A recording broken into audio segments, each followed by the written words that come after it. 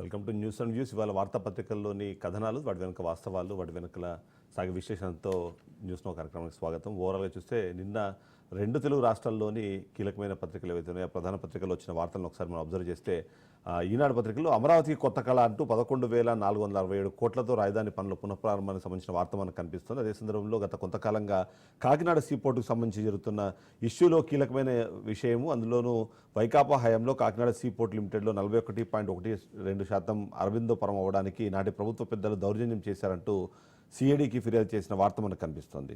ఇక మరొక కీలకమైన వార్త చూస్తే మాత్రం ఏదైతే తప్పు చేసిన వారు పర్యవసానాలు ఎదుర్కోవాల్సిందే అంటూ మహిళల మీద అసభ్యకర పోస్టులపై జస్టిస్ సూర్యకాంత్ చేసిన వ్యాఖ్యలకు సంబంధించిన వార్త మనకు కనిపిస్తుంది. అందులో భాగంగా కొన్ని పోస్టులు తీవ్ర అవమానకరంగా ఉన్నాయంటూ వ్యాఖ్య చేస్తూ సజ్జల భార్గవరెడ్డికి సుప్రీంకోర్టులో చుక్కెదురైన పరిస్థితికి సంబంధించిన వార్త మనకు కనిపిస్తుంది. ఇక బిఎన్ఎస్ కేసులు కొట్టివేయాలంటూ పిటిషన్ను విచారణకు విముఖత వ్యక్తం చేస్తూనే హైకోర్టుకే వెళ్లాలని సూచించి 2 వారాల పాటు అరెస్టు నుంచి తాత్కాలిక రక్షణ ఇచ్చిన పరిస్థితి మనకు కనిపిస్తుంది. అదే సందర్భంలో జగన్ను అక్రమాస్తుల కేసుల విచారణలో జాప్యం ఏంటంటూ సిబిఐని సుప్రీంకోర్టు ప్రశ్నించింది. వాటి స్థితిగతులపై అఫిడవిట్ దాఖలు చేయాలని ఆదేశిస్తూ పరిశీలించి తగిన ఉత్తర్వులు ఇస్తామని స్పష్టీకరించిన నేపథ్యంలో ఈ నెల 13కి ఈ కేసును వాయిదా వేసిన పరిస్థితి మనకు కనిపిస్తుంది.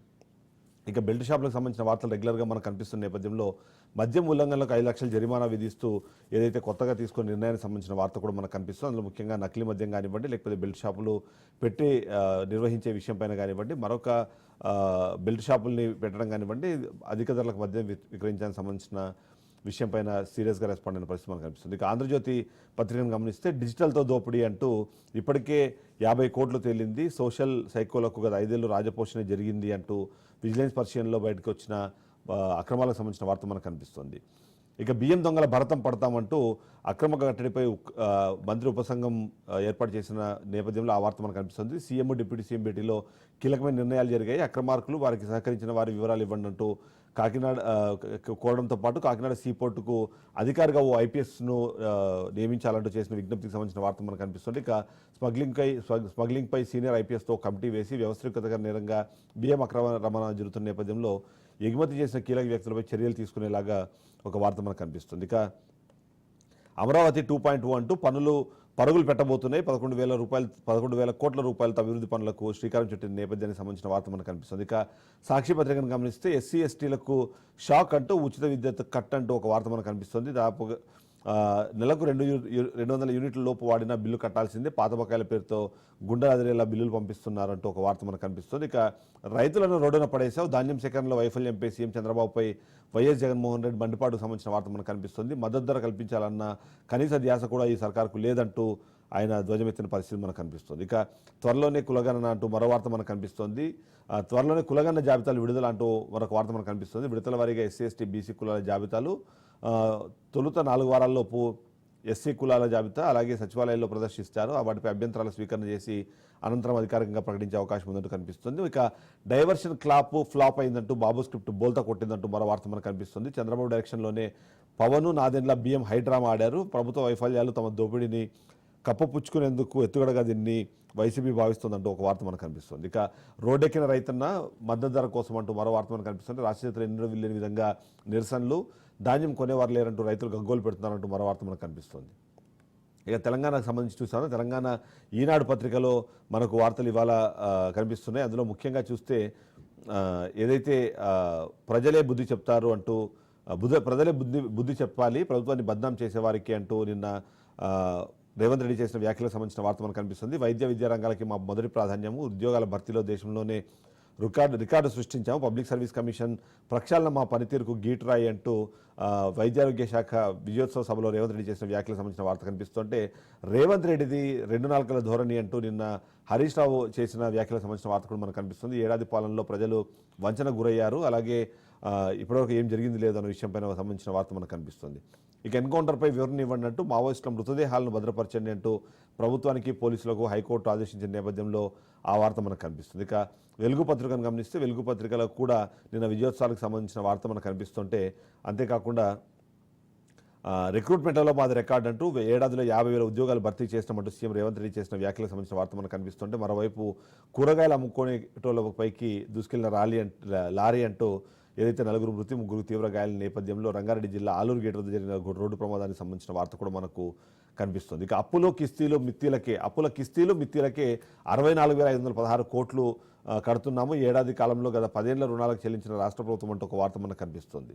అందులో అప్పుల కంటే కిస్తీలు వడ్డీలకు ఎక్కువ రీపేమెంట్లు ఉన్నాయి. ఏడాదిలోపే తెచ్చిన కొత్త అప్పులు దాదాపు 52,000 కోట్లు ఉన్నాయి. అయినా ప్రతిష్టాత్మక స్కీమ్లకు 61,000 కోట్లు అవసరం ఉన్నాయి. రైతుల సంక్షేమానికి 57,000 కోట్లు ఖర్చు పెట్టేందుకు ఈ నిర్ణయం తీసుకున్నాము. అంతేకాకుండా 2 లక్షల రుణమాఫీకి మరో 20,617 కోట్ల అప్పుల నియంత్రణ పాటిస్తూ అభివృద్ధి సంక్షేమం వైపు వెళ్తున్నామంటూ చేసిన వ్యాఖ్యలకు సంబంధించిన వార్త కనిపిస్తుంటే, ఇక విభజన సమస్యలపై ముందడుగు 861 కోట్ల లేబర్ సెస్ పంపకానికి ఓకే చేస్తూ తీసుకున్న నిర్ణయానికి సంబంధించిన వార్త మనకు కనిపిస్తుంది. ఇక నమస్తే తెలంగాణలో మాత్రం దీనికి సంబంధించి పూర్తి విరుద్ధమైన వార్తలు మనకు కనిపిస్తున్నాయి. అందులో ముఖ్యంగా చూస్తే మాత్రం రుణమాఫీ ఎవరికైందో, రుణమాఫీ పూర్తయిందన్న ప్రభుత్వ ప్రకటనపై రైతులు ఆక్రోషంగా ఉన్నారు అంటూ వార్త మనకు కనిపిస్తూ, బ్యాంకులకు పరుగు తమ సంగతి ఏందని ప్రశ్నిస్తూ 4వ జాబితాలోనూ లేకపోవడంపై అసహనం వ్యక్తం చేసిన పరిస్థితులు, పలుచోట్ల వ్యవసాయాధికారుల నిలదీలకు సంబంధించిన వార్త మనకు కనిపిస్తుంది. ఇక ఏడాది పాలన ఎడతగని వేదన అంటూ మరో వార్త కూడా మనకు కనిపిస్తుంది. ఫిరాయింపులు, దబాయింపులు, బుకాయింపులు అన్నీ అంటూ హరీష్ రావు చేసిన వ్యాఖ్యలకు సంబంధించిన వార్త కనిపిస్తుంది. ఇక అంతా చక్కగుంటే అడ్డకిందలు ఎందుకంటూ మరో వార్త మనకు కనిపిస్తుంటే, వర్గీకరణ ఆగే పరిస్థితి లేదు, నాడు రాజ్యాంగ రచన ఆగలేదు, ఇది అంతే అంటూ మాలల్లో మనువాదులు పెరిగిపోయింటూ లీడర్లు మీ వన్ సైడ్లో పనిచేయదు అంటూ 30 ఏళ్లుగా నాది నల్లకండు అని అంటూ ఏదైతే నిన్న మందకృష్ణ మాది చేసిన వ్యాఖ్యలకు సంబంధించిన వార్త మనకు కనిపిస్తుంది.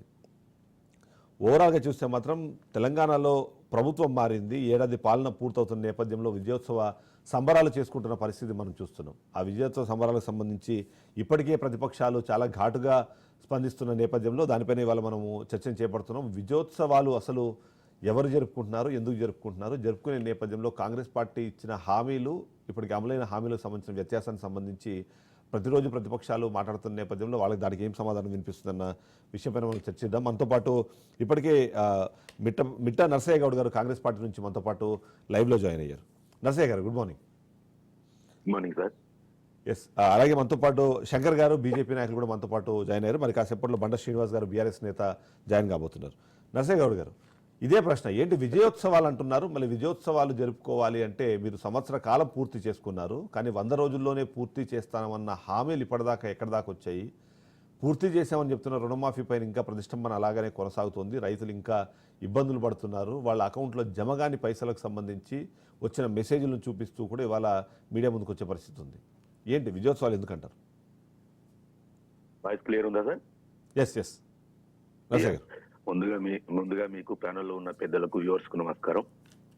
ఇప్పుడు విజయోత్సవాలంటే అన్న కొద్దిగా సర్ది పట్టింది.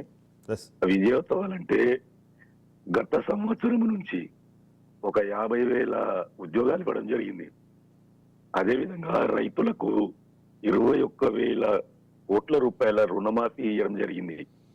తర్వాత 200 యూనిట్లు కరెంటు ఫ్రీ ఇవ్వడం జరిగింది. 500 యూనిట్లు గ్యాస్ బండ ఫ్రీ ఇవ్వడం జరిగింది. మహిళలకు ఉచిత విద్యుత్తు ఇవ్వడం జరిగింది. ఇలా చెప్పుకుంటూ పోతే చాలా విషయాలలో గత ప్రభుత్వం కంటే కాంగ్రెస్ ప్రభుత్వం చాలా ముందుంది. కాబట్టి మేము విజయోత్సవాలు చేసుకుంటా ఉన్నాం. సార్ వాయిస్ కొద్దిగా కష్టం ఉంది.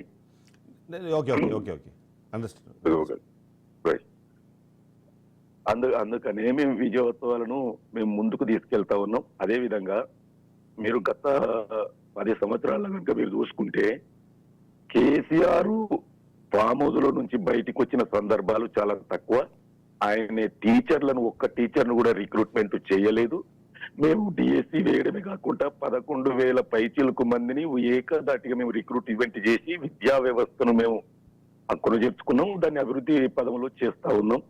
కాబట్టి ఇంకొక ముఖ్యమైన విషయం మీకు చెప్పేది ఏంటంటే, కాళేశ్వరం వల్లనే 1,50,00,000 మెట్రిక్ టన్నుల పంట వచ్చిందని వారు చెప్పారు. అది అబద్ధమని కూడా తేలింది. ఇప్పుడు కాళేశ్వరం నీళ్లు వాడకుండానే 1,53,00,000 మెట్రిక్ టన్నుల పంటను పండించడం జరిగింది. కాబట్టి ఇవన్నీ కూడా విజయాలే కదా. దానికని మేము విజయోత్సవాలు చేసుకుంటా ఉన్నాం. దాంట్లో హరీష్ రావు గారు అడగుల మాటలు మాట్లాడుతూ ఉన్నారు. ఈ హరీష్ రావు గారు మాది 2 నాలుకల ధోరణి అంటుంది, కానీ వాళ్ళది మల్టీ టంగ్ ధోరణి. కాబట్టి ఇవన్నీ కూడా ప్రజలు గమనిస్తా ఉన్నారు. ఖచ్చితంగా కాంగ్రెస్ ప్రభుత్వం వెంటనే ప్రజలు ట్రెండింగ్ వరకు. శంకర్ గారు, ఇవాళ వీళ్ళు విజయోత్సవాల సంబరాల్లో మునిగి తేలుతుంటే మీరేమో ఛార్జ్ షీట్లు విడుదల చేస్తున్నారు. ఈ ప్రకారం మీరు చెప్తున్న ఒకవేళ ఇప్పుడు నిజంగానే విజయోత్సవాలు జరుపుకుంటున్నారు, ఛార్జ్షీట్లో మీరు పొందుపరుస్తున్న విషయాలకు సంబంధించి సమాధానాలు చెప్పే ప్రయత్నం కాంగ్రెస్ పార్టీ చేస్తున్న నేపథ్యంలో ఏంటి ఏడాది పాలన ఎలా ఉందంటారు? నిజంగానే గత ప్రభుత్వంతో పోలిస్తే మంచి పాలన అందిస్తున్నామని చెబుతూ ఉన్న సమస్యలు కానివ్వండి, ఆ సమస్యల నుంచి బయటపడేందుకు చేస్తున్న ప్రయత్నాలు కానివ్వండి, ప్రజలకు వివరించే ప్రయత్నం కాంగ్రెస్ పార్టీ చేస్తుంది, ఏమంటారు? ముందుగా ప్యానెల్లో పాల్గొన్నటువంటి పెద్దలకు, అదే విధంగా మీకు, అదే విధంగా ఈ యొక్క రాజ్ న్యూస్ ప్రేక్షకులందరికీ కూడా నమస్కారాలు. మరి ఏదైతే కాంగ్రెస్ పార్టీ 100 రోజులల్లా 6 గ్యారంటీలు పూర్తిగా మేము దాన్ని అమలు చేస్తామని చెప్పేసి అధికారంలోకి వచ్చిండ్రు. దాంట్లో కొద్దిగా ఫెయిల్ అయిపోయినరు వాళ్ళు. మరి ఈ 6 గ్యారంటీలు 100 రోజులలో పూర్తి చేస్తామన్న మీరు మరి ఏం చేసిండ్రని విజయోత్సవాలు చేస్తున్నారని చెప్పేసి ప్రజలు ప్రశ్నిస్తున్నారు. ఇవాళ ప్రతిపక్షాలు కాదు, ప్రజలు ప్రశ్నిస్తా ఉన్నారు. మీరు 100 రోజులలో 6 గ్యారంటీలు అమలు అన్నారు, ఏ ఒక్క గ్యారంటీ పూర్తి చేయలేరు. మీరు ప్రతిదానికి మేము ఫ్రీ బస్ అంటున్నారు. ఫ్రీ బస్సులలో కూడా మీరు కొత్త బస్సులు తెచ్చింది ఏం లేదు. ఉన్న పాత బస్సులలోనే కుక్కి పంపిస్తా ఉన్నారు తప్ప ఈ యొక్క మరి బస్సులు కూడా కొత్త బస్సులు తెచ్చినది కూడా మీరు తెచ్చిన పాపన పోలేరు. మరి ఏదైతే 6 గ్యారంటీలు కళ్యాణ లక్ష్మి అన్నారు, ఇవాళటి వరకు ఒక్క కళ్యాణ లక్ష్మి చెక్ ఇయ్యలేరు. మీరు ఒక 1,00,000 రూపాయలు కాదు, ఇంకా అడిషనల్ గా తులం బంగారం ఇస్తామని చెప్పేసిండ్రు. మరి ఇప్పటి వరకు ఏ ఒక్క కళ్యాణ లక్ష్మి చెక్ ఇచ్చిన పాపన పోలేరు. మరి మీరు ఏం చేసిండ్రు, ఏ ఘనకార్యం చేసిండ్రు అని చెప్పేసి మీరు విజయోత్సవాలు చేసుకుంటారు. మీరు ఒక విధంగా కాంగ్రెస్ పార్టీ సుపరిపాలన అందిస్తే ప్రజలే మీకు పాలాభిషేకాలు పూలాభిషేకాలు చేసేవి కదా. మీరు సొంతగా ప్రజల డబ్బులతోటి మీరు విజయోత్సవాలు చేసుడు ఏంది? ఇంకోటి ఏంటంటే మీరు ఒకవేళ సుపరిపాలన అందించినప్పుడు ప్రజలే హర్షిస్తారు, ముందుకొస్తారు.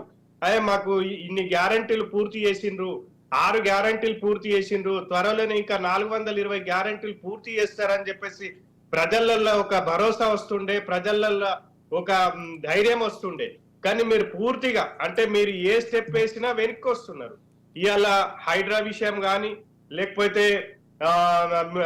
మూసి ప్రక్షాళన కానీ, ఇట్లా మళ్ళా తర్వాత ఫార్మా సిటీ అని చెప్పేసి అది కానీ, అంటే ఆ డిస్కషన్ లోకి వెళ్లే ముందు శంకర్ గారు, ఆ డిస్కషన్ లోకి వెళ్లే ముందు గతంలో బీఆర్ఎస్ పార్టీ అధికారంలో ఉన్నప్పుడు కానివ్వండి, ఇప్పుడు కాంగ్రెస్ పార్టీ అధికారంలోకి వచ్చిన తర్వాత కానీ వాళ్ళు ఇస్తున్న కీలకమైన ప్రశ్న ఏంటంటే, కేంద్ర ప్రభుత్వంలో మీరు అధికారంలో ఉన్నారు, రాష్ట్ర కేంద్ర ప్రభుత్వాలు కలిసి నడిస్తేనే అభివృద్ధి అన్న సాధ్యమవుతుంది. మీరు ఎంతసేపు ఉన్న డబుల్ ఇంజన్ సర్కార్ అంటూ ఇక్కడ సర్కార్ రావాలంటే ఉన్న సర్కారు ఫెయిల్ అవ్వాలని కోరుకుంటున్నారు. కానీ కేంద్ర ప్రభుత్వ భాగస్వామ్యమైన చాలా విషయాల్లో మీరు వెనకడుగు వేస్తున్నారు అనేది ఒక మాట వినిపించే ప్రయత్నం చేస్తున్నారు.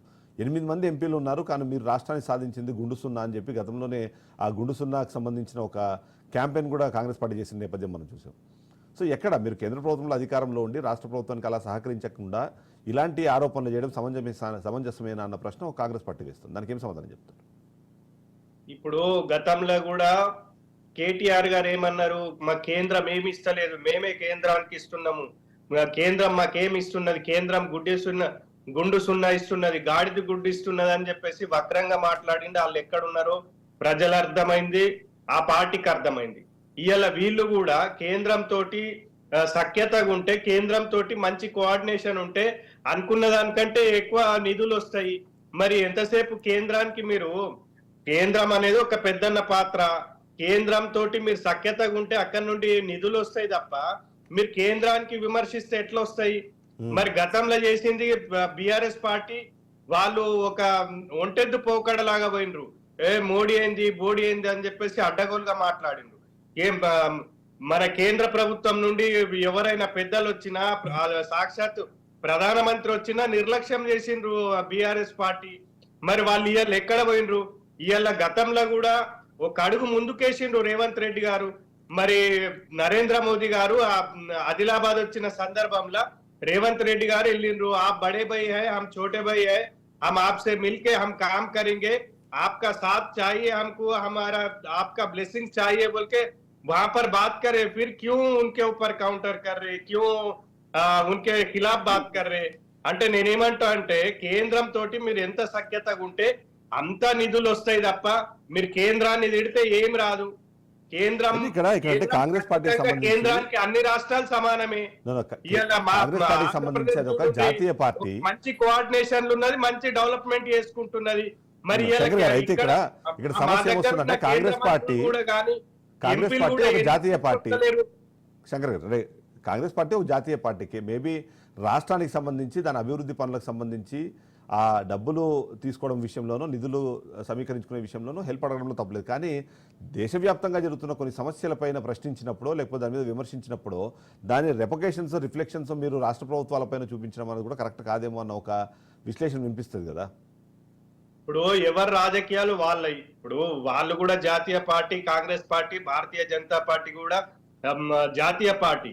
ఇవాళ భారతీయ జనతా పార్టీ మేము 2 సీట్ల నుండి ఇవాళ 300 సీట్లు, గతంలో 350 సీట్ల దాకా వచ్చినాం. మేము ఓపికతోటి ఉన్నాం, ప్రజలకు సేవ చేయాలని ముందుకు వచ్చినాము. మేము ఎక్కడ కూడా ప్రజల్ని విస్మరించలేదు. కాబట్టి ఇలా నరేంద్ర మోదీ నాయకత్వంలో 2 సార్లు అయింది. ఇలా హ్యాట్రిక్ పిఎం గా ఆయన ముందుకు కొనసాగుతా ఉన్నారు. అదే విధంగా అన్ని రాష్ట్రాలనే కాదు, అన్ని వర్గాల్ని కూడా మరి వాళ్ళు డెవలప్ చేస్తా ఉంటున్నారు. ఇవాళ విశ్వకర్మ గాని, ముద్రా లోన్స్ గాని, రైల్వేస్ గాని, మరి అనేకమైనటువంటి స్కూళ్ళు, కాలేజీలు, సెంట్రల్ యూనివర్సిటీ, ఇట్లాంటి అనేకమైనటువంటి వాటికి కూడా కేంద్ర ప్రభుత్వం ఫండ్స్ ఇస్తా ఉన్నది. మరి అదే విధంగా ఇవాళ నరేంద్ర మోదీ గారు మరి చాలా అభివృద్ధి చేస్తున్నారు. కాబట్టి ఇవాళ తెలంగాణ రాష్ట్రంలోనే బీఆర్ఎస్ 40% వాళ్ళ ఓటు శాతం డౌన్ అయింది. ఇవాళ బీజేపీ యొక్క ఓటర్ శాతం 40% పెరిగింది. ఇవాళ దానికి దీనికి అభివృద్ధిలో చూడండి. ఇవాళ వచ్చే స్థానిక సంస్థల ఎన్నికలలో ఖచ్చితంగా ఇటు కాంగ్రెస్ పార్టీని, అంటే గతంలో మోసం చేసిన బీఆర్ఎస్ పార్టీని, ఇప్పుడు ప్రజల్ని విస్మరిస్తున్న కాంగ్రెస్ పార్టీకి కూడా బుద్ధి చెప్తారు. భారతీయ జనతా పార్టీ ఖచ్చితంగా రానున్న ఎన్నికల్లో, స్థానిక సంస్థల ఎన్నికల్లో మా యొక్క ఓటర్ శాతం పెరుగుతుంది. స్థానిక సంస్థల ఎన్నికలలో కూడా మా యొక్క ప్రజాప్రతినిధులు ఎక్కువగా పెరిగే అవకాశం కూడా ఉంది. ఎస్ అయితే నరసింహగౌడ్ గారు, ఇక్కడ మీరు ఏవైతే క్లెయిమ్ చేసుకుంటున్నారో ఆ క్లెయిమ్ చేసుకున్న ప్రతి క్లెయిమ్ కూడా అది తప్పు అన్నది ఒక చెప్పే ప్రయత్నం ఇవాళ బీఆర్ఎస్ పార్టీ చేస్తుంది. ముఖ్యంగా మీరు చెప్తున్న 50,000 ఉద్యోగాలు ఇప్పటికే ఇచ్చాము అన్నదాన్ని, కానీ మీరు ఇచ్చిన కమిట్మెంట్ 2 లక్షల ఉద్యోగాలు, సంవత్సర కాలం లోపు 2 లక్షల ఉద్యోగాలు మేము భర్తీ చేస్తామని చెప్పారు. కానీ చేసింది 50,000. అందులోనూ ఒక 30,000 ఉద్యోగాలు అయితే గత ప్రభుత్వంలోనే అంతా కంప్లీట్ అయిపోయి జస్ట్ మీరు నియామక పత్రాలు హ్యాండ్ ఓవర్ చేసేసి ఇది మా గొప్పతనం అని చెప్పుకోవడం అన్నది సమంజసం అన్నది, అంటే రాంగ్ క్లెయిమ్ చేస్తున్నారు అన్నది. రెండోది, రుణమాఫీకి సంబంధించి 4వ విడత అన్నారు. ఇప్పటికీ ఆ విడతలో పేరు లేని వాళ్ళు మొదటి విడతలోనో 2వ విడతలోనో క్రెడిట్ కాని వాళ్ళ సంఖ్య కూడా ఇంకా అదే స్థాయిలో ఉంది అన్నది బీజేపీ పార్టీ కూడా మొన్న ఇచ్చిన ఛార్జ్షీట్లో మనకు కనిపిస్తుంది. బోనస్ 500 అన్నారు, అది ఎక్కడ కనిపిస్తుంది, ఎక్కడ ఇచ్చారు, ఎప్పుడు ఇచ్చారు, ఎవరికి ఇచ్చారు, దానికి సంబంధించిన వివరాలు బయట పెట్టండి అంటున్నారు. ఇలా చూస్తే రాంగ్ క్లెయిమింగ్లోనే మీరు ఎక్కువ కాన్సన్ట్రేట్ చేస్తున్నారు. నిజంగానే హామీలు అమలు చేయడానికి ఆ చిత్తశుద్ధి మీలో కనిపించట్లేదు అన్నది ఇవాళ బీజేపీ పార్టీ కానివ్వండి, బీఆర్ఎస్ పార్టీ కానీ చేస్తున్న ఆరోపణ. సార్, ఇప్పుడు రైతుల గురించి చెప్తున్నాను. ఇప్పుడు రైతులకు మేము 21,000 కోట్ల రూపాయల రుణమాఫీ చేసినాం. ఇది తప్ప? ఇప్పుడు రైతుల ఖాతాలోకి వెళ్ళింది కదా. ఇంతకు ముందు కేసీఆర్ గారు చేసింది ఏంటంటే 1 లక్ష రుణమాఫీ అన్నాడు, 25,000 రూపాయలు ఇచ్చిండు, సంవత్సరం ఆగిండు, మళ్ళీ 1 లక్ష అయింది. ఆయన అసలు చేయలేదు. వాళ్ళు కూడా రుణమాఫీ చేసినామని చెప్తారు. ఇక రెండోది, బీజేపీ వాళ్ళు ఏం చెప్తారంటే వాళ్ళు సంవత్సరానికి 2 కోట్ల ఉద్యోగాలు ఇస్తామని చెప్పారు. 2 సార్లు వాళ్ళే ప్రధానమంత్రి, ఇప్పుడు కూడా వాళ్ళు ప్రధానమంత్రి. ఎక్కడ చేసారు వాళ్ళు అడిగేటప్పుడు కూడా వాళ్ళు గుర్తు చేసుకోవాలి కదా. ప్లస్ ఉద్యోగాల గురించి మేము ఒక జాబ్ క్యాలెండర్ ఇచ్చినాం. ఆ జాబ్ క్యాలెండర్ ప్రకారం ఖచ్చితంగా నిర్వహిస్తాం, జాబ్స్ ఇవ్వడం ఖచ్చితంగా జరుగుతుంది. అదేవిధంగా ఈ టీజీపీఎస్సీ కూడా క్లియర్ చేసినాం. అక్కడ ఒక్క తప్పు కూడా జరగటం లేదు. అక్కడ నుండి ఉద్యోగాలు భర్తీ జరుగుతూ ఉన్నాయి. జాబ్ క్యాలెండర్ ప్రకారం పోతే 2 లక్షల ఉద్యోగాలు ఖచ్చితంగా భర్తీ అవుతాయి. కాకపోతే కొంచెం డీవియేషన్ ఉన్నమాట వాస్తవం. ఇప్పుడు రైతులకు ఒకేసారి చేద్దాం అనుకుంటే అక్కడ టెక్నికల్ ప్రాబ్లం వచ్చింది కాబట్టి విడతల వారీగా చేయవలసిన అవసరం ఉంది. అది కూడా 1 ఇయర్ లోపలే 20,000 కోట్ల రూపాయలు చేసినాము అని అంటే మామూలు విషయం కాదు కదా. గత 75 సంవత్సరాలుగా దేశవ్యాప్తంగా ఏ ప్రభుత్వం కూడా ఒకేసారి 20,000 కోట్ల రూపాయలు రైతులకు మాఫీ చేసిన విధానం ఎక్కడ కూడా లేదు. కాంగ్రెస్ పార్టీ చిత్తశుద్ధితోటి పనిచేస్తా ఉంది. మరొక ముఖ్యమైన విషయం కూడా ఏంటంటే 64,000 కోట్ల రూపాయలు కిస్తీలు మిత్తీలు కడితే 52,000 కోట్ల రూపాయలు మాత్రమే అప్పు చేయడం జరిగింది. అంటే అప్పు తెచ్చిన దానికంటే ఎక్కువగా కిస్తీలు మిత్తీలు కడతా ఉన్నాము. అంటే ఆర్థిక క్రమశిక్షణతోటి ఈ ప్రభుత్వం పనిచేస్తా ఉంది. అదే విధంగా మేము ఇచ్చిన గ్యారంటీలు కూడా కొంచెం లేట్ కావచ్చు, కానీ ఖచ్చితంగా అమలు చేస్తాం. ఇప్పుడు రేషన్ కార్డ్స్ ఇస్తాము, పెన్షన్స్ ఇస్తాము, 2,500 కూడా ఇస్తాం. అదే విధంగా ఈ రైతులకు కూడా భరోసా సార్ ఇస్తాం. ఇచ్చేవాడి గురించి ఓకే ఆల్రెడీ ఇచ్చేసేమంటూ చేస్తున్న ప్రకటనలు ఉన్నాయి. దాని మీదే ఫస్ట్ అబ్జెక్షన్. ఇక్కడ 2 నాలుకల ధోరణి అని హరీష్ రావు మాట్లాడే నేపథ్యం కానివ్వండి, లేకపోతే బీఆర్ఎస్ పార్టీ విమర్శించే పరిస్థితుల్లో ఇప్పటిదాకా ఏవైతే మనం చూస్తాం మొన్నటికి మొన్న అంటే దాదాపు ఒక 15 రోజుల క్రితం కూడా ఈ ధాన్యం కొనుగోలుకు సంబంధించి ఒక ప్రతిష్టంభన ఏర్పడింది. అది సరిగా జరగట్లేదు. దానికి సంబంధించి ఐఏఎస్ ఆఫీసర్ల స్థాయిలో ఒక కమిటీని వేయాల్సిన పరిస్థితి కూడా రాష్ట్ర ప్రభుత్వంలో ఉంది. మీరు నిజంగానే చిత్తశుద్ధి ఉంటే ఆ ఏవైతే మీరు ఇప్పుడు ఇంతకుముందు చెప్పినట్టు 1,53,00,000 టన్నులకు సంబంధించిన ధాన్యము ఇక్కడ ఉత్పత్తి అవుతుంటే దాన్ని ప్రాసెస్ చేసి పంపించాల్సిన బాధ్యత రాష్ట్ర ప్రభుత్వం మీద ఉంటుంది. దానికి సంబంధించి ఆ కొనుగోళ్ళకి సరైన ఏర్పాట్లు చేయలేని పరిస్థితులు ఇవాళ రాష్ట్ర ప్రభుత్వం ఉంది అన్నది ఒక వాదన. 500 బోనస్ గురించి తర్వాత మాట్లాడదాం. నేను ఏమంటున్నా, 1,53,00,000 మెట్రిక్ టన్నుల ధాన్యాన్ని కొనడానికి గత ప్రభుత్వం కంటే ఎక్కువగా కొనుగోలు సెంటర్లు ఓపెన్ చేసింది. అంటే పారదర్శకంగా ప్రతిదీ మీరు చెప్పే వరకు చేస్తలేరనిపిస్తుంది. వాళ్ళేమో అబద్ధాలు చెప్పుకుంటూ వచ్చారు, కొనకపోయినా కొన్నామని చెప్పారు. కళ్ళాల మీద పడి చనిపోయిన సంఘటనలు నేను కూడా ఈ నల్గొండ జిల్లాకు వెళ్ళి చూసి వచ్చిన, అన్ని చూసుకుంటూ. అలాంటి పరిస్థితి ఉండి ఈ రోజు ఇమీడియట్ గా కొనగానే పైసలు వాళ్ళ అకౌంట్ కు క్రెడిట్ అవుతుంది. అంతకు ముందు వాళ్ళు ధాన్యం కొన్నా కూడా ఒక స్లిప్ ఇచ్చేవాళ్ళు. కొన్న ధరకు స్లిప్ ఇచ్చిన ధరకు తేడా ఉండేది. వీళ్ళకి అమౌంట్ వచ్చే వరకు ఇంకా తేడా ఉండేది. దాంట్లో తరుగని అదని ఇదని వాళ్ళని మోసం చేసిన ప్రభుత్వం బీఆర్ఎస్ ప్రభుత్వం. వాళ్ళు మాట్లాడితే ఎట్లండి? ఇక రెండోది బీజేపీ వాళ్ళు చెప్తారు, వాళ్ళు కేవలం 2,000 చొప్పున 3 సార్లు సంవత్సరానికి ఇస్తా ఉన్నారు. ఏ రైతుకు ఏం కొనుక్కుంటారు వీళ్ళు ఇచ్చే అమౌంట్ తోటి? 2,000 రూపాయలు ఒక రైతు అకౌంట్ లో వేస్తే ఒక యూరియా బస్తనో ఒక డిఏపి బస్తనో వస్తుంది తప్పితే మిగతా అన్ని రావు కదా. అంటే రైతులకు వీళ్ళు చేసింది ఏంది? రైతుల మీద నల్ల చట్టాలు తెచ్చి వాళ్ళని 1,300 మంది ప్రాణాలు తీసిన వాళ్ళు వీళ్ళు మాట్లాడితే ఎట్లా అండి? బీజేపీ వాళ్ళు వాపును చూసి బలపండుకుంటున్నారు. వాస్తవంగా కేసీఆర్ పుణ్యమని వాళ్ళకు 35% ఓట్ షేర్ వచ్చింది. 8 ఎంపీలు వచ్చినాయి, 8 ఎమ్మెల్యేలు వచ్చినాయి. నేను అంటున్నా, ఇప్పుడు రాబోయే సర్పంచ్ ఎన్నికలలో అదే స్థాయిలో కనుక తెస్తే మీ బలం నిజమే. మీరు ఎక్కడో 100-200 సర్పంచ్లు గెలుచుకుంటారు. 10 ఎంపీటీసీలు, 1 జెడ్పీటీసీ గెలుచుకునే పార్టీ మీది. మీరు కూడా బలపడ్డవు మేము అన్ని చేస్తున్నాం అంటే ఎట్లానండి? కాబట్టి ఒక ప్రశ్న అడిగారు, దానికి సమాధానం చెప్పాలి. ఆ క్వశ్చన్ ఏంటంటే, మీరు అంత చక్కగుంటే ఎందుకు అడ్డగింతలు? నిజంగానే మీరు అంతా పర్ఫెక్ట్గా చేసామనుకుంటే రైతులతో డైరెక్ట్గా వెళ్ళి మాట్లాడాల్సిన పరిస్థితి నుంచి మీరు ఎక్కడైతే సభలు పెట్టుకుంటున్నారో ఆ సభలు పెట్టుకునే ప్రాంతంలో బీఆర్ఎస్ నాయకులు కానివ్వండి, రైతుల్ని కానీ ఎందుకు హౌస్ అరెస్టులు చేసే పరిస్థితి అన్నది ఒక ప్రశ్న అడిగే ప్రయత్నం చేశారు. ఎందుకంటారు మరి? సార్ ఇప్పుడు రైతు రుణమాఫీ చేసినాం, 20,000 కోట్ల రూపాయలు వాళ్ళ అకౌంట్ లో పడినాయి. ఇంకొక 10,000 కోట్ల రూపాయలు అయితే పడాలి కదా సార్. పడని వాళ్ళు ఖచ్చితంగా లొల్లి చేస్తారు, సభలకు వస్తారు, అది చేస్తారు. అంటే మనం అక్కడ పెట్టిన సభను సవ్యంగా సాగించాలంటే వాళ్ళని అడ్డగించక తప్పదు. అంటే ఇది తప్పు జరిగినట్టు కాదు కదా. అట్లా అనుకుంటే పోయినసారి బీఆర్ఎస్ గవర్నమెంట్ ఉన్నప్పుడు కేటీఆర్ గాని, కేసీఆర్ గాని, మంత్రి గాని ఎవరన్నా ఊరుకు బయలుదేరితే ఆ ఎన్ రూట్ లో ఉన్నటువంటి ముఖ్యమైన నాయకులందరినీ, ముఖ్యమైన కార్యకర్తలందరినీ 24 గంటలు అంటే వాళ్ళు వెళ్ళిపోయేదాకా అరెస్ట్ చేసినప్పుడు వీళ్ళు ఏమైపోయిందని? ఎప్పుడన్నా వాళ్ళు అరెస్ట్ చేయకుండా మమ్మల్ని ఎన్నిసార్లు అరెస్ట్ చేసి పోలీస్ స్టేషన్ లో పెట్టిరు? వాళ్ళు పోయే వరకు వదిలిపెట్టలేదు. అంటే వాళ్ళు చేస్తేనేమో సంసారం, మేము చేస్తే ఇంకొకటి అవుతుందా? కాబట్టి నేను ఒకటే అడుగుతున్నా, వాళ్ళు మామూలు 2 నాలుక దూరం అంటారు కాబట్టి వాళ్ళే 2 కాదు మల్టీ టంగ్ స్టార్ట్ అయ్యి వాళ్ళది. కేసీఆర్ కు ఒక 1000 నాలుకలు ఉంటాయి, హరీష్ రావుకు ఒక 100 నాలుకలు ఉంటాయి, కేటీఆర్ కి అయితే అడుగులు ఉంటాయి. వాళ్ళు ఏం మాట్లాడతారో ఏం చెప్తారో కూడా తెలియని పరిస్థితి. కాబట్టి వాళ్ళు మాట్లాడే మాటలకు క్రెడిబిలిటీ ఎక్కడ ఉంటుందండి? భారతీయ జనతా పార్టీ కూడా ఇప్పుడు మేము సఖ్యతగా ఉన్నాం, భారతీయ సెంట్రల్ గవర్నమెంట్ తోటి సఖ్యత ఉన్నాం, పోతున్నాం, కలుస్తున్నాం, మాట్లాడుతున్నాం, విన్నపాలు ఇస్తున్నాం. మరి మొన్న జరిగినటువంటి 11,000 కోట్ల రూపాయల నష్టం, వరి నష్టానికి, పంట నష్టానికి మేము ఇన్ని నివేదికలు ఇస్తే వీళ్ళు విదిలిచ్చింది 400 చిల్లర కోట్లు. వీళ్ళు చెప్తే ఎట్లనండి?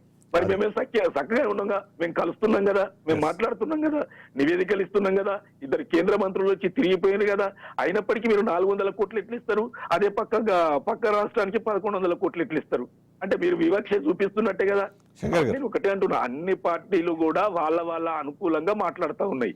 ఎస్ శంకర్ గారు, అంటే ఇప్పుడు రైతులకు సంబంధించి ఆ చిత్తశుద్ధి మాకు ఉంది అని చెప్పుకోవడానికి ఒక ప్రయత్నం అయితే ఖచ్చితంగా జరుగుతుంది. అందులో ముఖ్యంగా ఈ రుణమాఫీకి సంబంధించి గత ప్రభుత్వం 10 ఏళ్ల పాటు అప్పుడు చేస్తున్నాం ఇప్పుడు చేస్తున్నామని చేయలేని పని మేము సరే కొద్దిగా లేట్ అటు ఇటు అయినా సరే 3 సార్లలో ఒకే విడతలో చేసే ప్రయత్నం అయితే మేము చేశామన్నది ఒక ఎక్స్ప్లెనేషన్ ఇచ్చే ప్రయత్నం చేస్తున్నారు.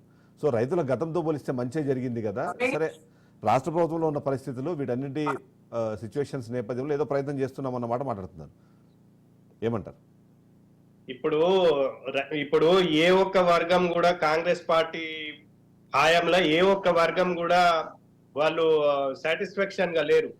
అంటే ఇప్పుడు రైతులకు రుణమాఫీ వచ్చినప్పుడు ఈ యొక్క ఏదైతే వీళ్ళు 1 ఇయర్ అంటే 1 సంవత్సరము విజయోత్సవాలు జరుపుకుంటున్నారు కదా, రైతులే ముఖ్యంగా ముందుకొచ్చి వాళ్ళే విజయోత్సవాల్లో పాల్గొంటుండ్రు కదా, వీళ్ళకు కనీసం ఇంకా 40% రైతులకు ఇంకా వాళ్ళు చేస్తా అన్న రుణమాఫీ ఇప్పటి వరకు జరగలేదు. 500 బోనస్ ఇస్తా అన్నారు, అది కూడా జరగలేదు. వడ్లు కొనుగోలు చేస్తా అన్నారు, దాన్ని కూడా నెగ్లెక్ట్ చేసిండ్రు. రైతులు అంటే వాళ్ళకు అనుకూలం కంటే ఎక్కువ వ్యతిరేకంగా ఉన్నారు. అంటే అంటే వరి కోతలు వచ్చిన తర్వాత కూడా వరి కొనుగోలు చేయక రోడ్ల మీదనే కుప్పలు ఆరేసుకునే అవసరం వచ్చింది. మరి వర్షాలకు కొట్టుకపోయినాయి, మరి వీళ్ళు ఇస్తాన్న బోనస్ ఇవ్వలేరు. అంటే రైతులను కూడా విస్మరించింది కాంగ్రెస్ పార్టీ కాబట్టి రైతులు కూడా నారాజు ఉన్నారు. ఇలా ఏ ఒక్క వర్గం కూడా సాటిస్ఫాక్షన్ లేదు కాంగ్రెస్ పార్టీ ఆధ్వర్యంలో. మరి మీరు చక్కగా చేస్తే ఎందుకు ఇచ్చేది? అంటే ఇంకొకటి మిత్రులు కాంగ్రెస్ పార్టీ నాయకులు ఒక మాట అంటున్నారు, కేంద్ర ప్రభుత్వము ఎకరాకు 2000 ఇస్తే అయిపోయిందా అంటే, కేంద్ర ప్రభుత్వము ఫర్టిలైజర్ గాని విత్తనాలు గాని అన్ని కూడా సబ్సిడీ కింద ఇస్తున్నది కదా, కొన్ని ఫ్రీగా కూడా ఇస్తున్నది కదా. కేవలం ఒక రైతులకు ఏదైతే 2000 రూపాయలే కాకుండా అనేకమైనటువంటి సంక్షేమాలు ఇస్తా ఉన్నది. దానిలో భాగంగా కూడా ఎకరాకు 2000 రూపాయలు ఇస్తా ఉన్నది. మరి పిల్లల చదువు అయినా, కేంద్రీయ విశ్వవిద్యాలయ, రైల్వేస్ గాని, మరి ఫర్టిలైజర్ కి సంబంధించినవి గాని, మరి అనేకమైనటువంటి దాని మీద కేంద్ర ప్రభుత్వం నిధుల్ని విడుదల చేస్తా ఉన్నది. అన్ని రాష్ట్రాలతో పాటు తెలంగాణని కూడా డెవలప్మెంట్ చేయాలనే ఆలోచనతోటి ఉంది.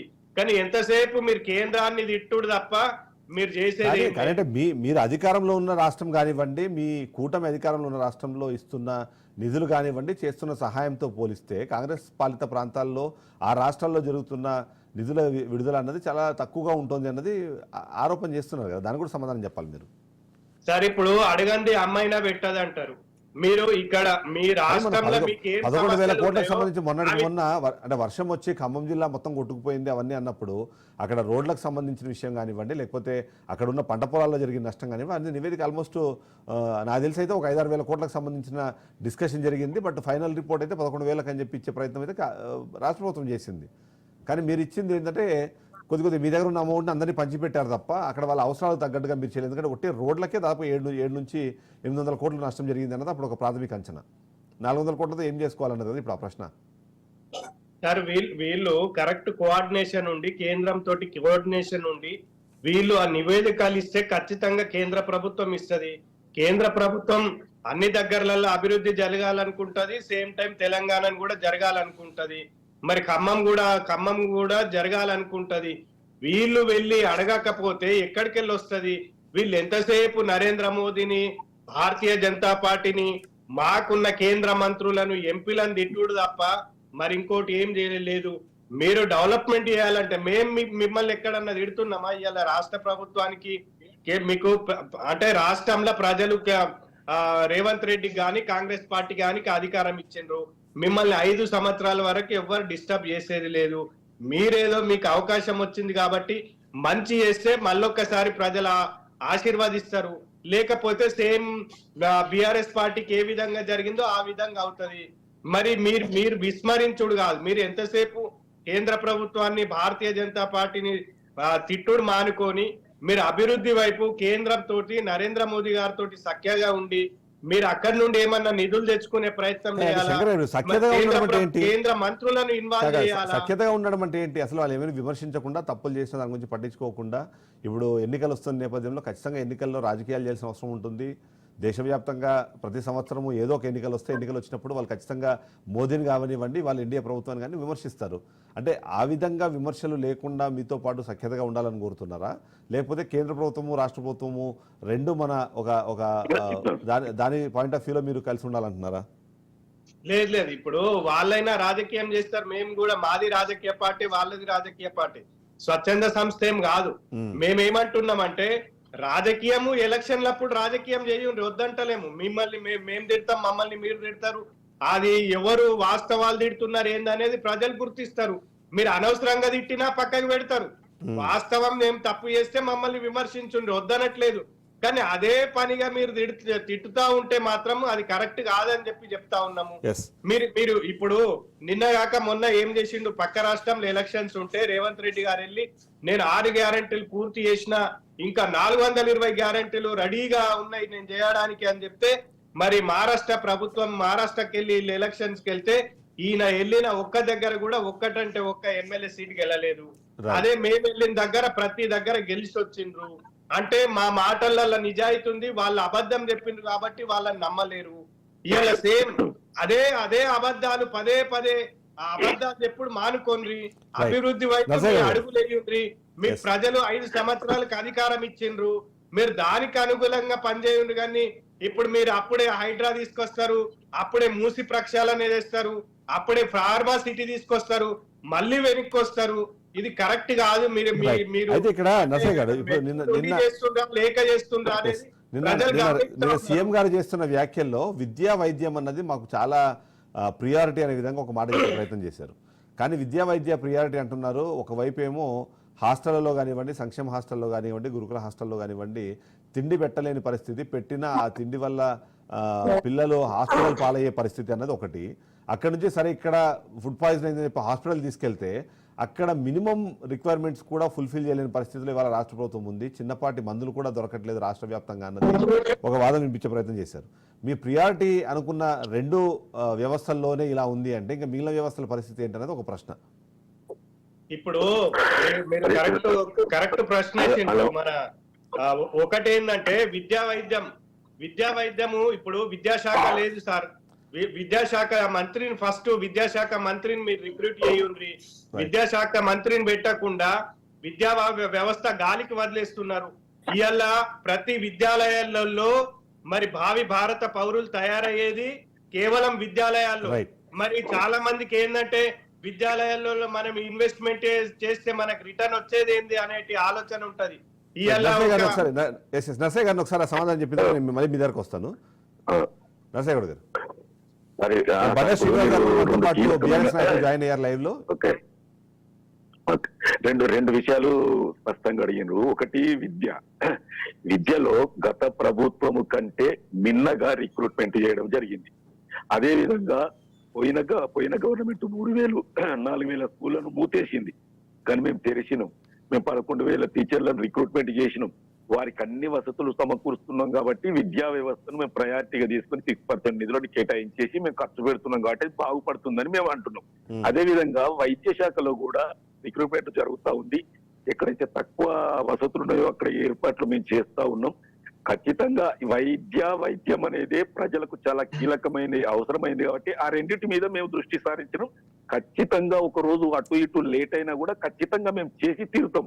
అంతే తప్ప పోయినసారి ఇప్పుడు బీఆర్ఎస్ గవర్నమెంట్ ఉన్నప్పుడు అన్ని హాస్టళ్లలో జరిగినటువంటి మరణాలు కానీ లేకపోతే ఫుడ్ పాయిజన్ కానీ అవి బయటికి రాకుండా వీళ్ళు తొక్కేసిరు. అరే కేసుల బాసరలో ఎన్నిసార్లు జరిగిందండి, కనీసం బయటికి రానియలేదు ఆ విషయాలన్నీ. ఇప్పుడు ఏంటంటే ప్రజాపాలన కాబట్టి మేము అన్ని కూడా ఓపెన్ గా చెప్తా ఉన్నాం. ఏం జరిగినా ప్రజలకు తెలియాలి, మేము ఏం చర్యలు తీసుకుంటున్నామో ప్రజలకు తెలియాలన్న ఉద్దేశంతో ఓపెన్ గా మేము చెప్తున్నాం కాబట్టి ప్రజాపాలన అంటున్నాం. ఇంతకు ముందు అణిచివేతతోటి అందరూ అణిచివేసి ఏది బయటికి రానియలేదు. దాని వల్ల ఏమనుకుంటున్నారు అంటే అప్పటికిప్పటికి తక్కువ ఉంది కదా, ఎక్కువ ఉంది కదా అన్న ఆలోచనలు చేస్తా ఉన్నారు. కానీ మేము ఏది కూడా తొక్కి పట్టకుండా ప్రజలకు అన్ని విషయాలు చెప్పుకుంటా ప్రజాపాలన కొనసాగిస్తున్నాం. విద్యాశాఖలో మేము చేసినటువంటి మార్పులు, చేర్పులు, రిక్రూట్మెంట్లు గత 10 సంవత్సరాల్లో ఒక్కసారి కూడా చేయలేదనేది వాస్తవం. వాళ్ళని అడిగినా కూడా చెప్తారు, బండ శ్రీనివాస్ గారు కూడా తెలుసు. అదే విధంగా ఇప్పుడు బీజేపీ వాళ్ళు ఏం చెప్తున్నారంటే అనవసరం, నేను ఒకటే అడుగుతున్నా, 16 అడుగుతలేను సార్. రీసెంట్ గా వర్షాకాలములో మేము కేంద్ర మంత్రి రాజ్నాథ్ సింగ్, తర్వాత మన రాష్ట్రం నుంచి ఉన్నటువంటి బండి సంజయ్ గారిని తీసుకొచ్చి అన్ని చూపించిన తర్వాత అన్ని నివేదికలు ఇచ్చిన తర్వాత పక్కకు 1100 కోట్లేంది, మనకు 400 కోట్లేందంటే ఇంకా సఖ్యత అంటే మేము అలా విలీనం కావాలా, అంటే బీజేపీలో మొత్తం చేరిపోవాలా మేము? అంటే ఏం సఖ్యత? బడే భయాన్నాం, మమ్మల్ని చూడమన్నాం, ప్రజలతోటి రాజకీయాలు చేయొద్దన్నాం, మేము మీ దగ్గరకు వచ్చి కలుస్తామన్నాం, కలిసినాం, విన్నపాలు చేసినాం, దానికి కూడా విమర్శలు. అరే 28 సార్లు ఢిల్లీ పోయినట్టే, మరి ఢిల్లీ పోయి ఏం చేస్తున్నావు? కేంద్ర మంత్రులను కలుస్తున్నాం, ప్రధానమంత్రి గారిని కలుస్తున్నాం, అమిత్ షా గారిని కలుస్తున్నాం, విన్నపాలు ఇస్తున్నాం, వివిధ అంశాలను వాళ్ళ దృష్టికి తీసుకురావడం వల్లనే ఇలా మామునూరు అది ఎయిర్పోర్ట్ కూడా అది క్లియర్ అయిపోయింది. తర్వాత ఈ వ్యాగన్ ఫ్యాక్టరీ, కోచ్ ఫ్యాక్టరీ కూడా క్లియర్ అయిపోతా ఉంది. రకరకాలుగా మేము పోయి అడుగుతున్నాం కాబట్టి ఈ మాత్రం కూడా క్లియర్ అవుతున్నాయి. కాబట్టి నేనేమంటున్నా, భారతీయ జనతా పార్టీ వాళ్ళని ఒకటి డిమాండ్ చేసేది అంటే కనీసం ప్రజలు ఎప్పుడైతే వర్షాకాలంలో మునిగిపోయి వాళ్ళ పంటలను కోల్పోయి దీనస్థితిలో ఉన్నప్పుడు కూడా మీరు మీ కూటమి వాళ్ళకేమో 1000 కోట్ల రూపాయలు ఇస్తారు, మాకు తెలంగాణ ప్రజలకేమో 400 విధులు ఇస్తారు. మళ్ళీ ఈ విధంగా మేము సఖ్యతగా లేమంటే ఇక మరి మీరు అనుకునే సఖ్యత మేము వాళ్ళ పోయి చేయను కావాలేము. శ్రీనివాస్ గారు, ఓవరాల్ చూస్తే ఏడాది పాలన పూర్తి చేసుకొని విజయోత్సవాలు జరుపుకుంటున్నారు. ఆ విజయోత్సవాలు జరుపుకునే నేపథ్యంలో మీ పార్టీ అధికారంలో ఉన్నప్పుడు చేసిన తప్పులు, తద్వారా ఈ రాష్ట్ర ప్రభుత్వం, కొత్త రాష్ట్ర ప్రభుత్వానికి వస్తున్న చిక్కులు, అవన్నీ కూడా చెప్పే ప్రయత్నం చేస్తున్నారు. అప్పులకు, వడ్డీలకు, కిస్తీలకి మేము 64,000 కోట్లు కట్టాల్సిన పరిస్థితి వాళ్ళ రాష్ట్ర ప్రభుత్వ ఆర్థిక పరిస్థితి మీద ఉంది. దానికి కారణం బీఆర్ఎస్ పార్టీ అని చెబుతూనే మరొక కీలకమైన అంశము, గత 10 ఏళ్లలో జరగని ఎన్నో అభివృద్ధి కార్యక్రమాలు, సంక్షేమ పథకాలు మేము ప్రజలకు అందించే ప్రయత్నం చేస్తున్నాం అంటున్నారు. విజయోత్సవాలకు సంబంధించి ఏమంటారు మీరు? ఇప్పుడు అన్న ఇంతకుముందుకు బరాబర్ చెప్పిండు ఏంటంటే, అంటే మాటల గ్యారెడీ, ఏ దానికైనా మాట్లాడడానికి రెడీ ఉన్నారు, అది కింది స్థాయి నుంచి పై స్థాయి వరకు. కానీ చేతలు మాత్రం ఎక్కడ కూడా లేవు. ఈరోజు సంబరాలు జరుపుకుంటున్నారు, దానికి సంతోషం. కానీ ఏం చేయాలి? చేసి సంబరాలు. కానీ వీళ్ళు మాటలతో ఒక సంవత్సరం మంచిగా మాటల గ్యారెడీ తోటి నడిపినందుకు సంబరాలు చేసుకుంటారని నేను ఎంత సొంతగా భావిస్తున్నాను. ఎందుకంటే ఏ కార్యక్రమం కూడా ఫుల్ఫిల్ చేయాలి. కానీ రుణమాఫీ చేసామంటారు, ఎంతమందికి చేసిన అనేది కరెక్ట్ గా లెక్క ఉండదు.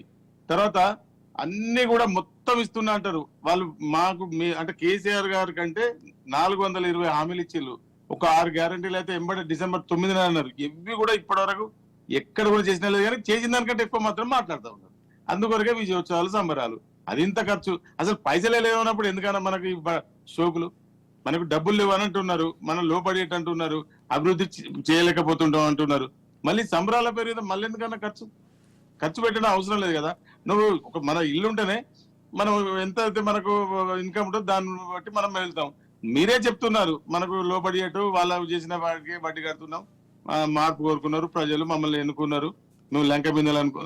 ఏమన్నా మాటలు చెప్పడం తప్ప ఎక్కడన్నా కేసీఆర్ గారు చేసినటువంటి పనులలాగా ఫుల్ ఫిల్అప్ చేసిన ఒక్క పని అన్నా చెప్పండి. ఒక్క పని కూడా లేదు.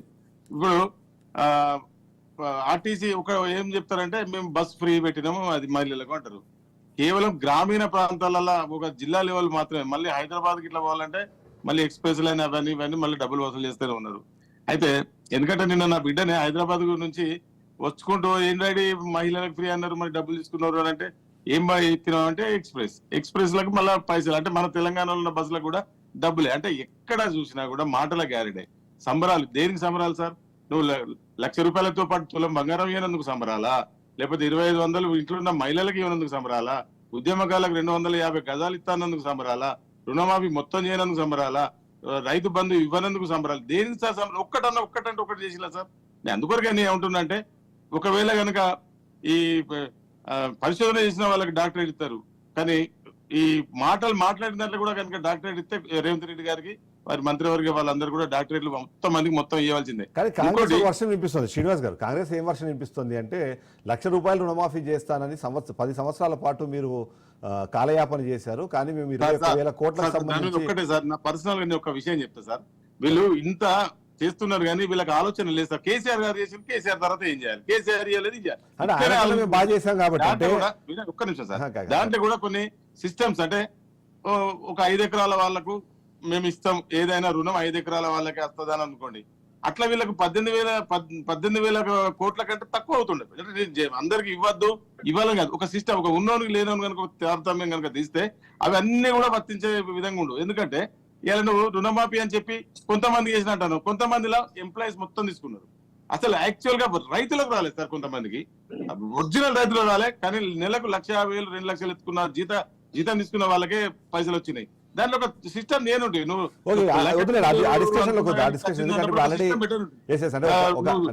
అడ్మినిస్ట్రేషన్ వైజ్ గా ఒక డెసిషన్ తీసుకున్నారు కాబట్టి అందులో చేసిన దాంట్లో విజయోత్సవాలు ఎందుకు అన్నారు? కేసీఆర్ గారు అప్పుడు ఒక దళిత బంధు పెట్టిండు, ఉన్న ఎంప్లాయీస్ కూడా ఎందుకు ఇవ్వాలంటే ఆ జాతి కొంచెం పైసలు లేని కింది అంటే కింది స్థాయిలో ఉన్నది ఆ జాతిని పైకి లేపాలంటే ఉన్నోడా లేనోడు కదా, ఆ జాతికి డబ్బులు పోవాలని చూసిండు. అట్లా ఇది కాదు కదా సార్. ఇలా మీరు అన్న పాయింట్ కరెక్ట్. బట్ విజయోత్సవాలు ఎందుకు అని అంటే 21,000 కోట్లు ఇప్పటికే మేము రుణమాఫీ చేశాం కాబట్టి మేము ఇప్పుడు ఆ విజయోత్సవాలు జరుపుకుంటున్నాము. మీరు గతంలో 10 సంవత్సరాల పాటు అధికారంలో ఉండి ఎన్ని ఉద్యోగాలు ఇచ్చారో క్లారిటీగా చెప్పలేని పరిస్థితుల్లో మేము వచ్చిన సంవత్సర కాలం కంప్లీట్ కాకముందే 50,000 ఉద్యోగాలు ఇచ్చాం కాబట్టి ఇప్పుడు మేము దానికి సంబరాలు జరుపుకుంటున్నాము అని చెప్పి 50,000 ఉద్యోగాలు అంటే ఇదేలా నమ్ముతారా సార్? మీరే చెప్పండి. నోటిఫికేషన్ వచ్చిందా సార్? ఎక్కడన్నా నోటిఫికేషన్ వచ్చి ఇచ్చిందంటే మేము తప్పకుండా మేము అంగీకరిస్తాం. 50,000 30,000 ఉద్యోగాలు మేము చేసినాయి, కొంత టెక్నికల్ గా కొంత పెండింగ్ ఉంటే నువ్వు సర్టిఫికెట్లు పంచుతాను అంటే నేను పెట్టిన చెట్టుకు కాయలు వస్తే మీరు తింటాను.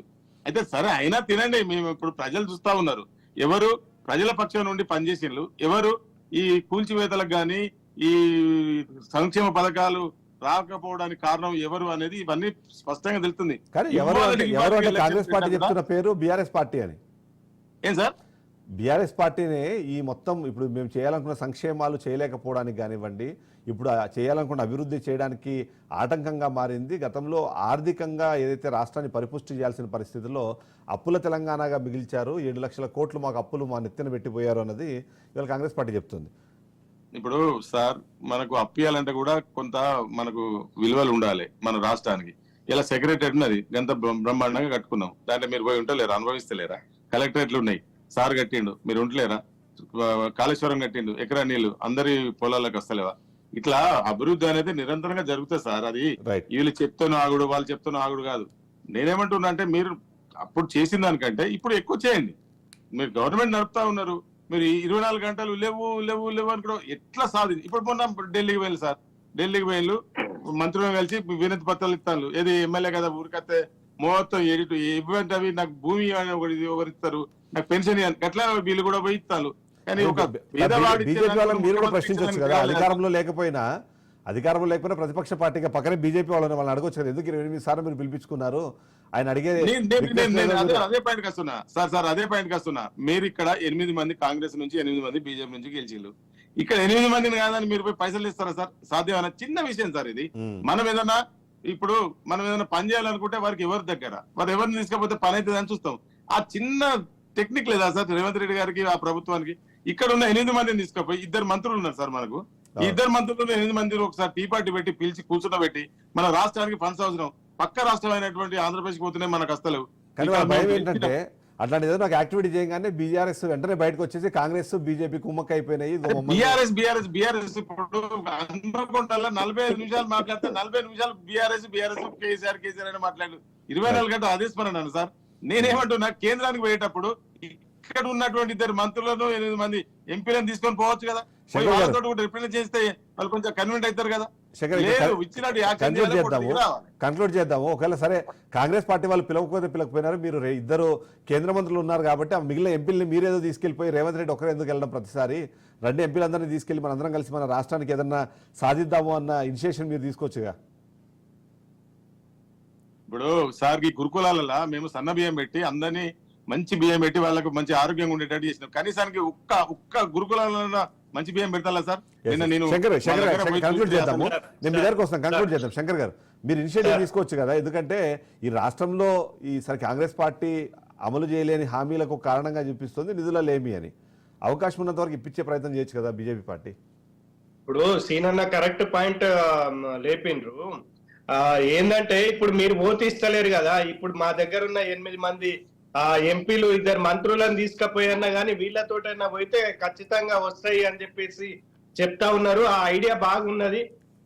అది రేవంత్ రెడ్డి గారు కానీ కాంగ్రెస్ పార్టీ కానీ మరి దాన్ని ఫాలో అయితే మంచిదే. ఇక ఇంతకు ముందు మిత్రులు కాంగ్రెస్ పార్టీ నాయకులు అన్నారు, అంటే మేము విద్యా వైద్యం మీదనే ఫోకస్ ఎక్కువ పెడతా ఉన్నామన్నారు. ఇవాళ విద్యా వ్యవస్థ గాడి తప్పింది, అదే విధంగా వైద్య వ్యవస్థ కూడా గాడి తప్పుతా ఉన్నది. అంటే ఏదైతే ప్రభుత్వ వైద్యశాలలలో అనుకూలమైనటువంటి అక్కడ మెటీరియల్ లేవు, అక్కడ వసతులు లేక చాలా మంది అవి కేవలము ప్రభుత్వ వైద్యశాలలు ఒక డెత్ సర్టిఫికేట్ ఆ తర్వాత బర్త్ సర్టిఫికేట్ కే సరిపోతున్నాయి తప్ప మిగతా సామాన్య మానవుడికి వాళ్ళ వైద్యం చేయడంలో నిర్లక్ష్యం వహిస్తా ఉన్నాయి. అంటే ఈ రాష్ట్రంలో అంటే ఈ రాష్ట్రం సుభిక్షంగా అంటే సామాన్య మానవుడు మంచిగా ఉండాలంటే విద్య, వైద్యం, న్యాయం ఈ యొక్క మూడు ఏదైతే ఇంప్లిమెంట్ చేస్తే ఖచ్చితంగా సామాన్య మానవుడికి అంటే ఎటువంటి తప్పులు చేయడానికి పోడు, ఎటువంటి వక్ర మార్గం పోడు. అంటే ఎక్కువ ఖర్చు అయ్యేది విద్య మీద, వైద్యం మీద, న్యాయం మీద, అంటే న్యాయ వ్యవస్థ మీద. ఈ మూడు ఒకవేళ ఏ ప్రభుత్వమైనా, కాంగ్రెస్ అయినా, బీఆర్ఎస్ అయినా, బీజేపీ అయినా, ఏదైనా సరే ఈ యొక్క 3 స్కీమ్ల మీద ఎక్కువ ఫోకస్ పెడితే ఇంకేమో ఇబ్బందులు ఉండయి. కానీ వీళ్ళ అట్లా కాదు. అంటే మేము పెద్ద ప్రాజెక్టులు కడితే 100,000 కోట్ల ప్రాజెక్టులు కడితే మాకు కమిషన్లు వస్తాయని దాని మీద పెడతారు వీళ్ళ ఫోకస్ తప్ప సామాన్య మానవుడికి అందాల్సిన ప్రభుత్వ ఫలాలు ఏదైతే ఉన్నాయో అవి కింది దాని మీద పెట్టారు. డబుల్ బెడ్రూమ్ మీద పెట్టారు, పెన్షన్స్ మీద పెట్టారు, విద్య మీద పెట్టారు, వైద్యం మీద పెట్టారు. అంటే సామాన్య మానవుడికి అందాల్సిన ఏ ఒక్క ఫలాల మీద వీళ్ళ ఫోకస్ ఉండదు. ఎంతసేపు ప్రాజెక్టులు కడతాము, లేకపోతే పెద్ద పెద్ద ఇవి తీసుకొస్తాము, దాంట్లో మాకేమన్నా వస్తాయన్న ఆలోచన తప్ప ఇంకోటి ఏం లేదు. రేవంత్ రెడ్డి గారు మీరు కూడా ఏబీవీపీలో పనిచేసిండ్రు, విద్యార్థి నాయకుడిగా పనిచేసిండ్రు.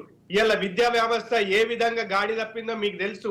మీరు సాక్షాత్తు మీరే బాసర్ త్రిపుల్8కి వచ్చిండ్రు ప్రతిపక్ష నాయకుడిగా ఉండి, మిమ్మల్ని ముందు గేట్లకెళ్ళి పోనీయకపోతే వెనుక నుంచి గోడ దింకిపోయి బాసర్ సమస్య విద్యార్థుల సమస్యలు ఏమున్నాయని చెప్పేసి ఆ రోజున్న మీ ఎన్ఎస్యుఐ నాయకుడు బల్మూరి వెంకట్ ఆయన కూడా వచ్చి గోల వేసిండు కదా.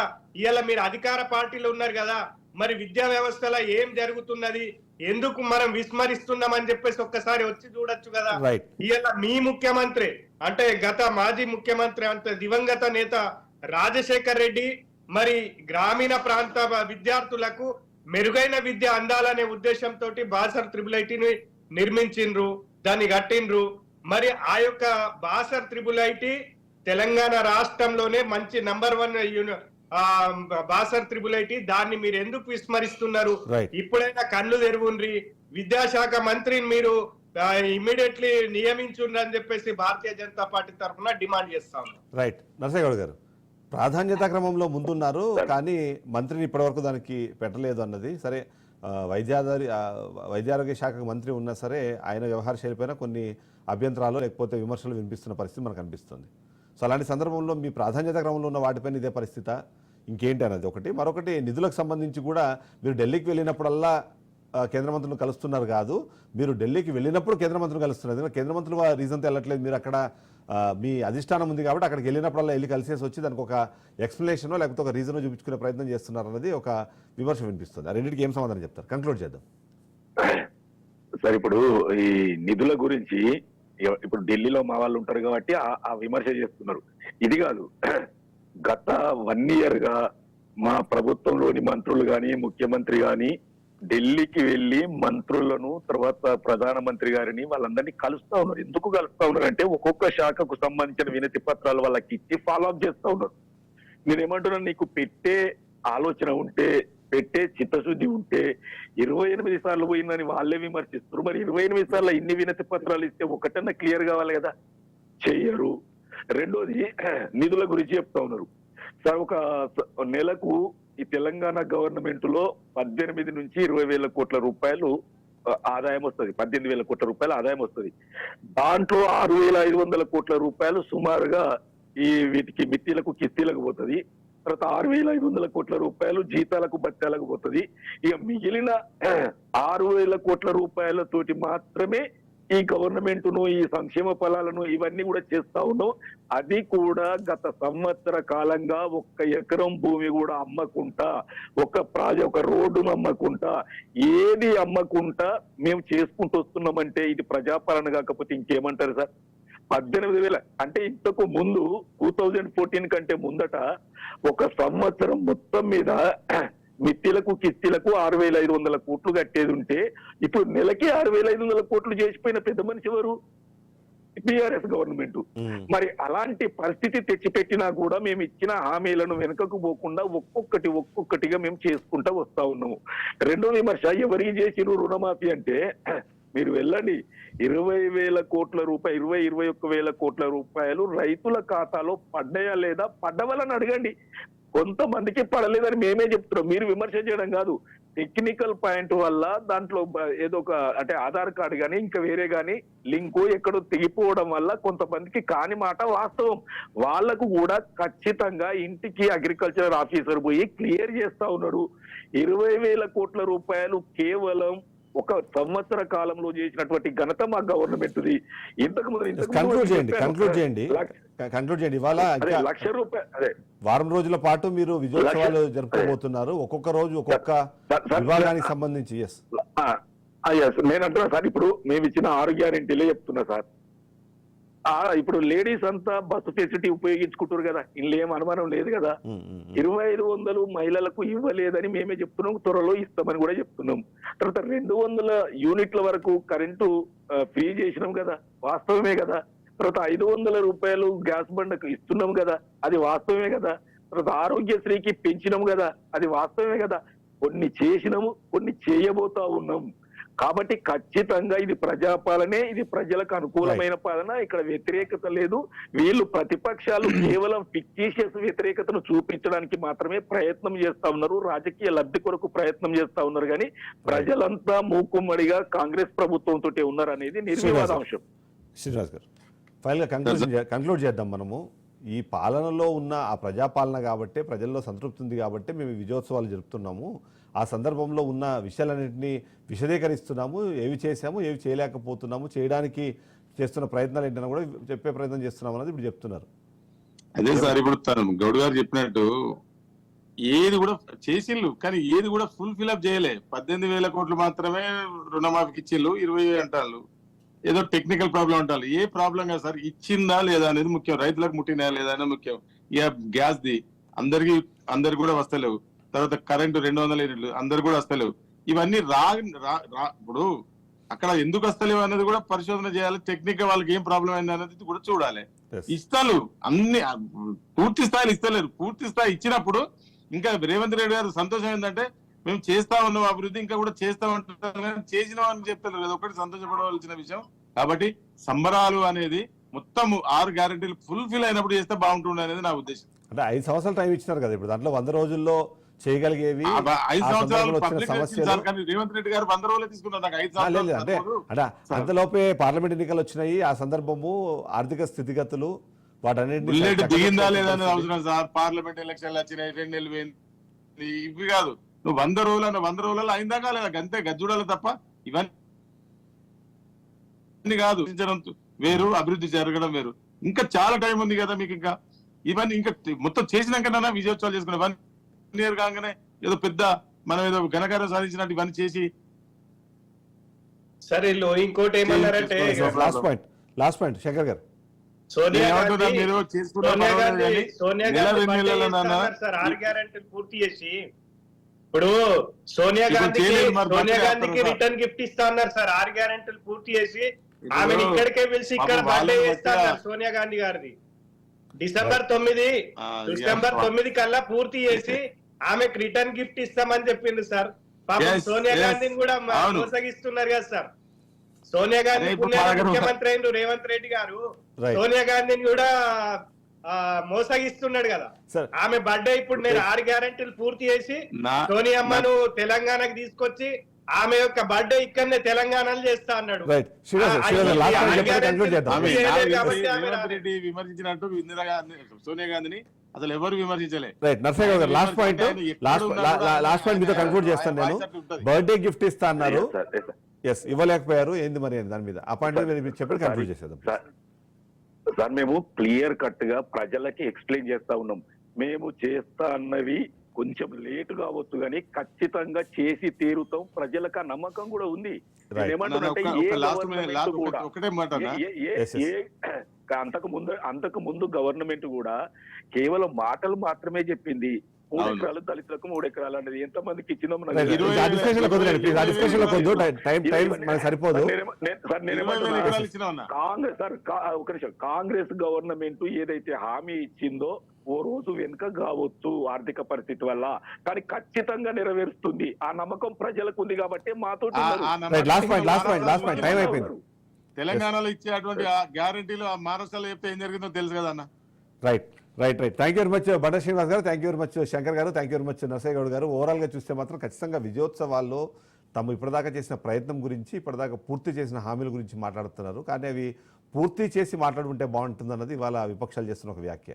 సరే పక్కన పెడితే ఎలా అయినా సంవత్సర కాలము పూర్తి చేస్తున్న నేపథ్యంలో ఈ వారం పాటు విజయోత్సవాలు జరుగుతున్నాయి. విజయోత్సవాల్లో ఒక్కొక్క డిపార్ట్మెంట్కి సంబంధించి గత సంవత్సర కాలంలో కాంగ్రెస్ పార్టీ తీసుకొచ్చిన సంస్కరణలు, అక్కడ జరిగిన అభివృద్ధికి సంబంధించిన విషయాలు రేవంత్ రెడ్డి డైరెక్ట్గా ప్రజలతో చెప్పుకునే ప్రయత్నం చేస్తున్నారు. వాటిని ప్రజలు కూడా వింటున్నారు. అంతేకాకుండా ప్రతి ఒక్కరూ కోరుకుంటోంది, ప్రతి ఒక్కరు అనుకుంటోంది ఇప్పుడు స్థానిక సంస్థల ఎన్నికలు కానివ్వండి, మున్సిపల్ ఎన్నికల్లో దాని రిఫ్లెక్షన్స్ ఏమైనా ఉంటాయి అన్నది. నిజంగానే కాంగ్రెస్ పార్టీ చేస్తున్న వ్యాఖ్యలు కానివ్వండి, వాళ్ళు చెప్తున్న మాటలు కానీ ప్రజలు నమ్మితే అక్కడ మంచి ఫలితాలు వస్తాయన్నదే విశ్లేషణ అనిపిస్తుంది. ఇది వాళ్ళ షో. రేపటి షోతో మళ్ళీ కలుద్దాం. Stay tune.